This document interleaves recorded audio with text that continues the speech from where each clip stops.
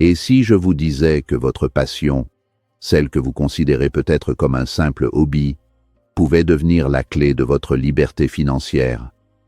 Imaginez-vous vous réveiller chaque matin avec une énergie débordante, non pas parce que vous y êtes obligé, mais parce que vous faites exactement ce que vous aimez, et en plus, vous êtes payé pour cela.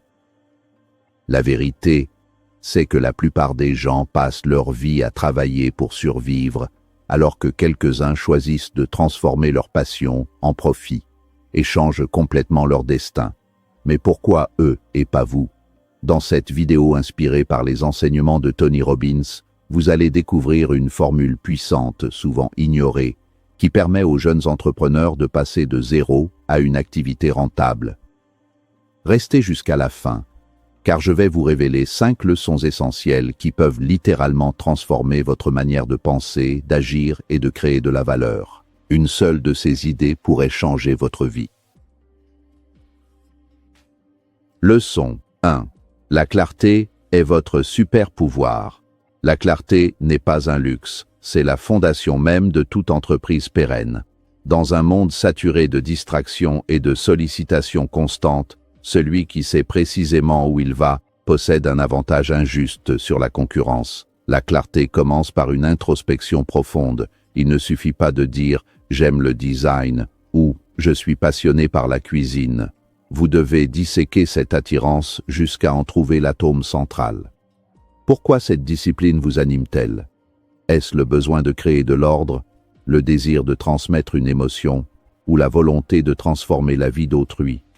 Sans cette compréhension intime du pourquoi, vous risquez de bâtir un château de cartes qui s'effondrera à la première tempête émotionnelle ou financière. Lorsque vous manquez de clarté, vous devenez une cible facile pour le syndrome de l'objet brillant. Vous commencez un projet, puis vous voyez une nouvelle tendance sur les réseaux sociaux, et vous bifurquez, gaspillant ainsi vos ressources les plus précieuses, votre temps et votre énergie mentale. La clarté agit comme un filtre sélectif. Elle vous permet de dire non à des opportunités qui semblent alléchantes mais qui vous éloignent de votre mission principale. En sachant exactement ce que vous faites, vous développez une vision laser qui aligne vos actions quotidiennes avec vos objectifs à long terme, créant ainsi une dynamique de succès exponentielle. De plus, la clarté facilite la communication. Si vous ne savez pas précisément ce que vous faites, comment voulez-vous que vos clients, vos partenaires ou vos investisseurs le comprennent? Une vision floue produit un message confus, et un message confus ne vend pas. En revanche, lorsque votre intention est cristalline, votre message devient magnétique. Les gens sont naturellement attirés par la certitude. En incarnant cette clarté, vous devenez un leader dans votre domaine, quelqu'un dont on suit la direction parce qu'elle semble tracée avec une précision chirurgicale. Enfin, la clarté est le meilleur remède contre l'anxiété entrepreneuriale. L'incertitude naît souvent du chaos des pensées et de l'indécision. En définissant vos valeurs, vos objectifs et vos limites, vous réduisez le bruit mental. Vous ne vous demandez plus si vous faites le bon choix, car chaque décision est pesée contre votre boussole interne. Cette paix intérieure vous permet de rester concentré durant les périodes de vaches maigres et de garder la tête froide lors des succès fulgurants. C'est en cultivant cette clarté radicale que vous transformez une simple idée en une force de la nature capable de déplacer des montagnes. Leçon 2. Votre passion doit résoudre un problème. La passion est le carburant, mais le problème du client est la destination. Il existe une erreur romantique mais fatale en affaires, croire que parce que l'on aime passionnément quelque chose, le monde nous doit une rémunération en retour. Le marché est froid, il ne se soucie pas de votre enthousiasme si celui-ci ne lui apporte aucune valeur tangible. Pour qu'une passion devienne rentable, elle doit se transformer en une solution. Vous devez identifier un point de douleur, une frustration ou un manque dans la vie de vos semblables et utiliser vos compétences uniques pour combler ce vide de manière efficace. Imaginez un artiste qui peint uniquement pour lui-même. C'est un hobby.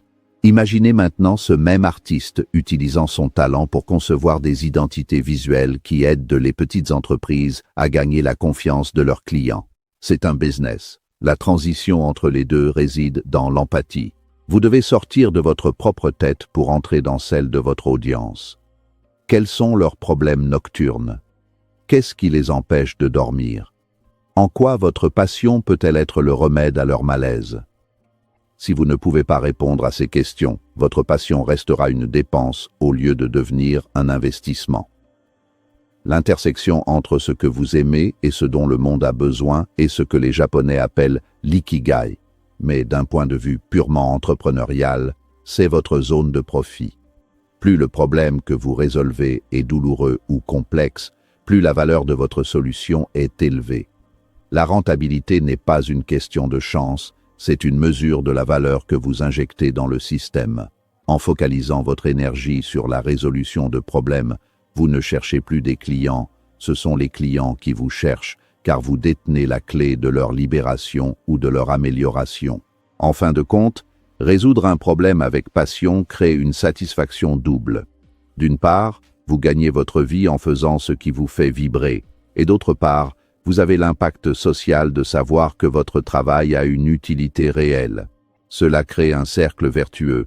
Plus vous aidez de gens, plus vous générez de revenus, et plus vous avez de ressources pour perfectionner votre passion et aider encore plus de monde. C'est ainsi que l'on passe du statut d'amateur passionné à celui d'entrepreneur d'influence, en ancrant son talent dans la réalité des besoins humains. Leçon 3. Passez à l'action rapidement. L'analyse paralysante est le cimetière des plus grandes idées de ce siècle. Trop d'aspirants entrepreneurs passent des mois, voire des années, à peaufiner un plan d'affaires parfait, à attendre le bon moment ou à espérer une validation extérieure qui ne vient jamais. La dure réalité est que le plan de bataille ne survit jamais au premier contact avec le terrain. L'action rapide est la seule méthode de validation authentique. En lançant une version imparfaite de votre projet, vous obtenez des données réelles que seule l'expérience peut fournir. Le feedback du marché vaut 1000 fois mieux que vos propres suppositions faites en chambre. L'échec n'est pas l'opposé du succès, c'est une étape de son processus. Ceux qui réussissent le plus vite sont souvent ceux qui ont échoué le plus de fois, mais avec une intensité contrôlée. En passant à l'action sans attendre la perfection, vous vous donnez le droit de tester des hypothèses à moindre coût. Si une idée ne fonctionne pas, vous le savez tout de suite et vous pouvez pivoter. Si vous attendez trop, vous investissez trop d'ego et d'argent dans une direction qui pourrait être fausse, rendant l'échec dévastateur au lieu d'être instructif. La vitesse est votre meilleur allié pour apprendre les rouages de votre industrie. Le succès appartient aux faiseurs. Dans un environnement qui évolue à une vitesse fulgurante, l'inertie est une condamnation à mort. Pendant que vous hésitez sur le choix d'un logo ou d'un nom de domaine, un concurrent moins talentueux mais plus audacieux est déjà en train de servir vos clients potentiels. L'action crée de la clarté, comme vu en leçon 1. C'est en marchant que l'on découvre le chemin, pas en regardant la carte. Chaque petit pas en avant génère une confiance en soi que la réflexion seule ne pourra jamais construire. L'action brise la peur. Apprendre à échouer vite est une compétence stratégique. Cela demande une humilité certaine, accepter que l'on ne sait pas tout et que le marché aura toujours le dernier mot. Mais c'est cette agilité qui sépare les rêveurs des bâtisseurs d'empires. En transformant chaque erreur en une leçon immédiate, vous affinez votre produit ou service en temps réel. Cette itération constante est le moteur de l'innovation. Ne visez pas le chef-d'œuvre dès le premier jour, visez le mouvement, car c'est dans le mouvement que les opportunités se révèlent et que les connexions se font. Leçon 4. Apprenez à vendre sans peur. La vente est souvent perçue, à tort, comme une activité manipulatrice ou intrusive. Pourtant, si vous croyez sincèrement que votre passion résout un problème, leçon 2, alors ne pas vendre est un acte d'égoïsme. Vendre, c'est simplement l'art de connecter une solution à un besoin. Si vous avez le remède à une douleur et que vous avez peur de le proposer, Vous laissez les gens souffrir. Changer votre perspective sur la vente est le premier pas vers la réussite financière. C'est un transfert de conviction. Vous devez être tellement convaincu de la valeur de votre offre que la transaction devient une évidence pour les deux parties. Le meilleur produit du monde restera invisible s'il n'est pas porté par une stratégie commerciale solide. Vous pouvez être le meilleur artisan, le codeur le plus brillant ou le coach le plus empathique. Si personne ne sait que vous existez, votre talent est gaspillé. La vente est le pont entre votre création et le monde. Maîtriser ce pont demande de l'entraînement, de la psychologie et surtout une grande dose de courage social. Apprendre à pitcher son idée, à gérer les objections et à demander le paiement est ce qui transforme un projet de cœur en une entreprise viable. Vendre sans peur signifie aussi accepter le rejet. Le non d'un prospect n'est pas un jugement sur votre personne ou sur votre talent.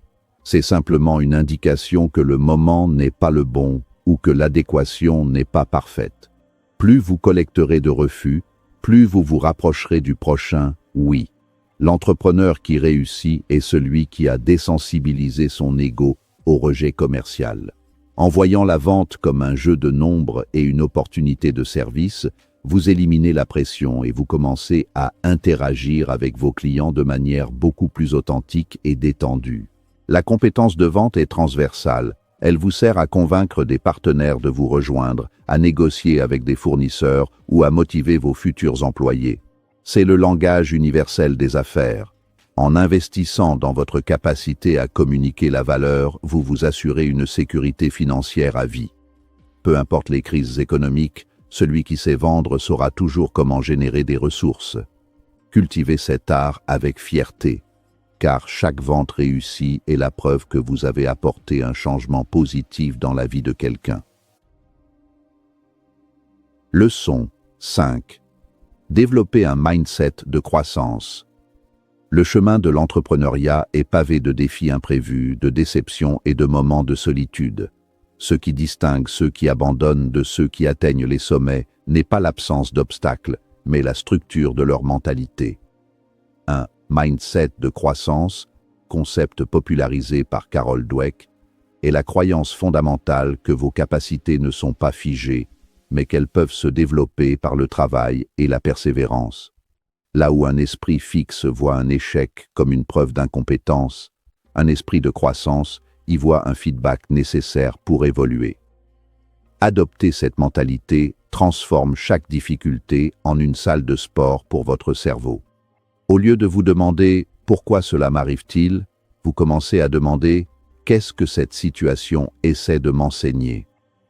Cette résilience cognitive est votre bouclier le plus efficace contre le burn-out et le découragement. Elle vous permet de rester curieux face à l'adversité. Un obstacle n'est plus un mur, mais un puzzle à résoudre. Cette approche ludique du défi réduit le stress et stimule la créativité, vous permettant de trouver des solutions là où d'autres ne voient que des impasses. Le mindset de croissance implique également de se détacher du besoin de validation constante. Vous comprenez que le succès est un marathon, pas un sprint de 100 mètres. Vous apprenez à célébrer le processus autant que le résultat. En vous concentrant sur l'amélioration continue, le Kaizen, vous devenez chaque jour une version légèrement plus performante de vous-même. Sur un an, ces petits progrès accumulés créent un fossé gigantesque entre vous et ceux qui stagnent dans leur zone de confort. L'évolution devient votre état naturel, rendant votre entreprise organique et adaptable. Enfin, cultiver ce mindset vous pousse à vous entourer de personnes qui vous tirent vers le haut. Vous ne craignez plus la brillance des autres, vous vous en inspirez. Vous cherchez activement les critiques constructives, car vous savez quels sont les raccourcis vers l'excellence. Votre capacité à rebondir après une chute devient votre signature. En fin de compte, votre entreprise ne grandira jamais plus vite que vous-même. En investissant dans votre développement personnel et mental, vous posez les rails sur lesquels votre succès pourra rouler sans entrave, quelle que soit la direction du vent. Transformer sa passion en profit n'est pas un rêve inaccessible. C'est une décision. Une décision de sortir de sa zone de confort, de croire en sa vision et surtout d'agir malgré les doutes. Beaucoup de gens attendent le moment parfait, les ressources parfaites ou la validation des autres. Mais la réalité, c'est que le moment parfait n'existe pas. Ce qui existe, c'est votre capacité à commencer maintenant, avec ce que vous avez. Comme le rappelle souvent Tony Robbins, ce n'est pas vos ressources qui déterminent votre succès, mais votre ingéniosité. Vous avez déjà en vous le potentiel pour réussir. Il suffit de l'exploiter. Alors posez-vous cette question. Êtes-vous prêt à transformer votre passion en une source de revenus, de liberté et d'impact? Si la réponse est oui, alors ne laissez pas cette vidéo être une simple source d'inspiration. Faites-en un point de départ. Passez à l'action. Testez, apprenez, ajustez et surtout, n'abandonnez jamais. Votre futur commence aujourd'hui.